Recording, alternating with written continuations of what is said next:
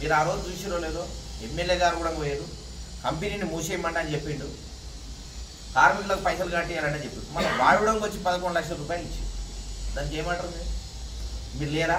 ఆ రోజు ప్రాణ నష్టం జరగలేదా? ఆ రోజు స్టేట్మెంట్లు మీ అందరి దగ్గర లేవా? ఉన్నాయా లేవా? మళ్ళీ అతను వచ్చి 11 లక్షల రూపాయలు ఇస్తే మన కంపెనీ ఓపెన్ అవుతుందా? కంపెనీ ఓపెన్ కావడానికి అదో పరిహారం అనేది నేను అనుకుంటున్నా. సరే, మీరు నిజంగా చనిపోయిన కుటుంబానికి ఇప్పటి వరకు గవర్నమెంట్ నుంచి మీరేం ఆదుకున్నారు? గవర్నమెంట్ బాధ్యత ఏంటి? గవర్నమెంట్ నష్టపరిహారం ఇవ్వాలి, ఎట్ ఏ టైం కంపెనీ కూడా నష్టపరిహారం ఇవ్వాలి. కొన్ని నష్టపరిహారం ఇప్పించిరా? అతని నుంచి 11 లక్షల రూపాయలు తీసుకున్నారు. దేనికి తీసుకున్నారు? అతను చేయవలసిన ఫస్ట్ అక్కడ చేసిండా? ఏదైతే మూతపడేయాలన్నారో మళ్ళీ అయితే తెలియదు కదా, మీరైతే మీ మాట మీద కట్టుబడి ఉంటారు కదా.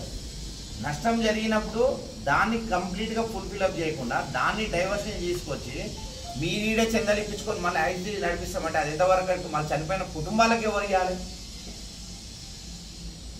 అంటే ఈ పారిశ్రామికవేత్తలు కానీ వ్యాపారస్తులు కొంతమంది చందాలు ఎవరైతే ఇస్తారు